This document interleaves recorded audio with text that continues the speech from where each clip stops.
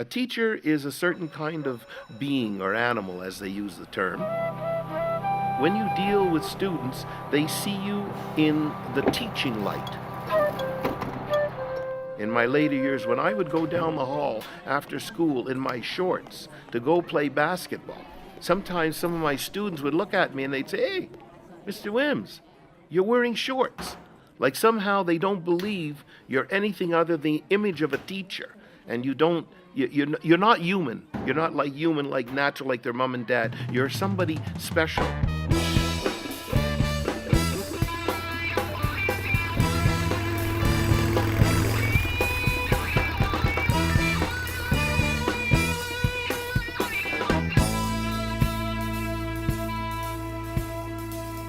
Actually, how the whole evening started was supposedly just another Friday night at the dance. It was a little church basement in Montreal East. We were having a dance for our clientele, a bunch of kids anywhere from 12 to 16. There might have been maybe 100 kids in the dance. And it was, something we did every Friday night. It was a lot of fun. Stefan was the disc jockey at the time. Peter was working in the refreshment counter, and I was patrolling the dance hall from the very back. And this one particular night, some of the kids started screaming, and lo and behold, there was this motorcycle gang coming in.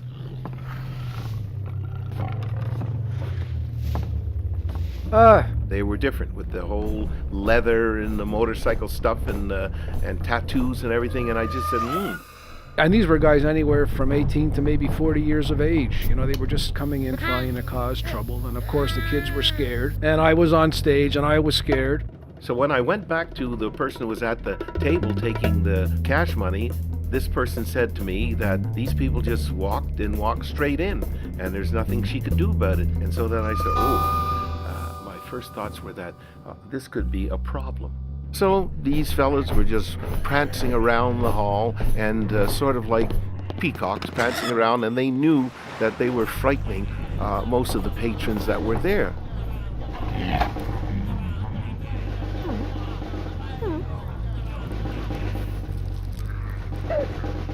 They were more energetic. They wanted to cause some trouble. They took girls up from the seat, sat down in the seat, and put the girls on their lap. And I said, oh boy, this looks like a problem. You can't expect that everything's going to go smoothly. There's a whole lot of other little miseries that go on. When you're so-called a chaperone, or you have people under your charge, the responsibility lies to you to make sure that that nothing goes wrong, that you're protecting them and things work out quite well. And you have to. At that point, I said to him, look, you people had not paid to come in. You shouldn't be here for the main reason that these people that are in here are young people and you're too old. Well, I got all different versions of French comments about it and snide remarks and so on and so forth, and I just left it at that. They looked at us, and of course we were dressed in the very modern style of the late 60s, early 70s, and they thought, well, these guys are a bunch of pushovers. But they got a rude awakening. I said, lock the door. Let's stop this. Ralph is on the floor facing this motorcycle gang, at least 20 guys. And I said, oh shit, what am I going to do now? I looked at Stefan and he threw me the stool. When I looked at him, it went into the air and quite, I would say, unconsciously. I grabbed it, I caught it in midair, and I swung it. I swung it from my right to my left, and it hit heads as it was going, and that's when it all began. As soon as it hit the heads, that's when the trouble was on. I don't know what it was, instinct. I just yelled to Peter, shut off the lights. I jumped down into this corner with Ralph. And right behind us, there was a whole bunch of metal folding chairs. I started picking them up and just whipping them out into the crowd. And you could hear people going bang, esti tabarnak, and someone would hit the floor. Then some of them who drew back, they started lifting up the chairs that was against the wall, and they started throwing them about. I can remember that one chair hit one of the students coming out of the cafeteria or the kitchen area. He went back in very quickly because he was afraid. And then all of a sudden, Peter put on the lights.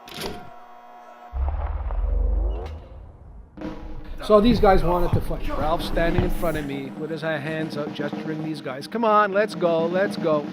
And he moved into them. There's two things about gangs you must learn, and a lot of you have not learnt it. Whenever you face a gang, you face them with a question first of all. I stood there and I says, okay then, you want to fight? And I wait to see who you look at. And the minute you look at somebody, he's a leader. So what I would do is I go over to him, give him a shot, everything else dispenses. Everybody else, because they need the leader to tell them what to do. And I just flail left, right, and center. Whatever I saw, visions of, I grabbed their hair, gave them a shot, they went down. If they tried to get back up again while I was hitting the next person, I gave the person that was down a kick. Go!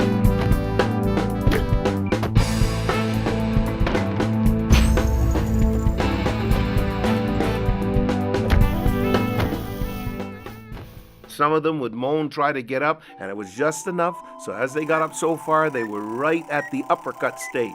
I just bring an uppercut, and down they went again. One thing you have to remember that at that period of time, drugs were a very important part of the, how shall I say, the menu of the people of the day. So a lot of these motorcycle guys who came in were stoned. And one thing you must remember about being stoned is that your reflexes are a little slower. And so I knew that they were a little slower, and that's the advantage you have. So I got sidetracked with one guy who came after me. So there happened to be a broomstick nearby. I sort of said, well, the hell with this. I picked it up and I whacked him across the gut with it. But he got back up and he said, come on. So I whacked him in the head. He went down and stayed down. You hit a guy once, well, he's down. He's gone. I don't care how big he is.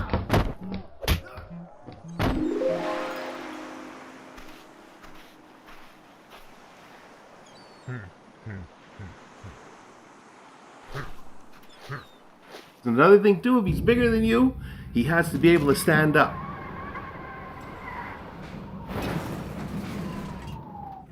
So what you do is you hit him in his knees.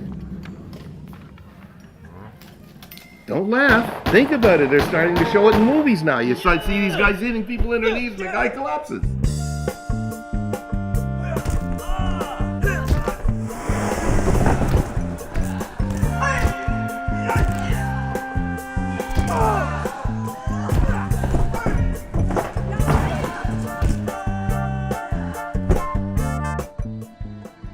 Me?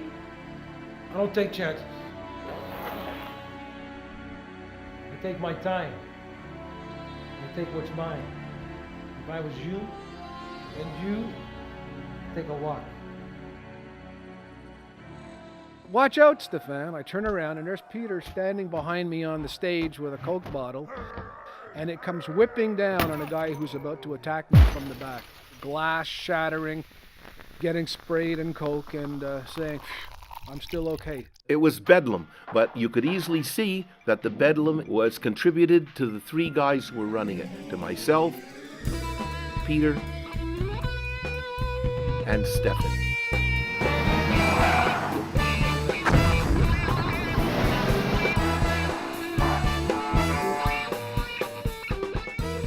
And it lasted maybe the greater part of 10 minutes. Everyone in the place, it's quiet now.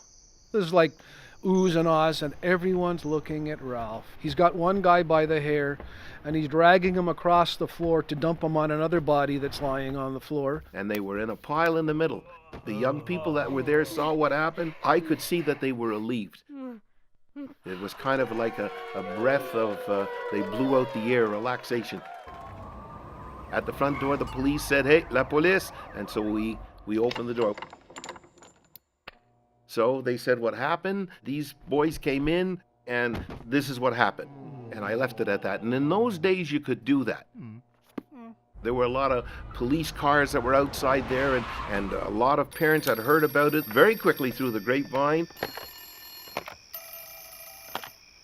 When they came in and they saw what was going on and everything, some of the fathers said, well, it's about time that this happened to end this kind of bullying. I had dropped one guy, Peter had, and Ralph had left the other 12 piled up in the middle of the dance floor. This was actually what basically happened, and the only thing I could say is that I feel sorry for the fellas that I hit because they really suffered a tremendous amount of pain. You know, survival of the fittest, this still exists even today. If you're weak, people pick on you, they take advantage, and if you don't respond to what they do, they'll just continually badge you and pick on you. You have to frighten them, and you have to attack first. The idea is to attack first, because most of these guys do not know how to fight. That's the reason why there's strength in numbers. That's the reason why they travel in gangs, because single one or two of them out and they're pussies. It's as simple as that.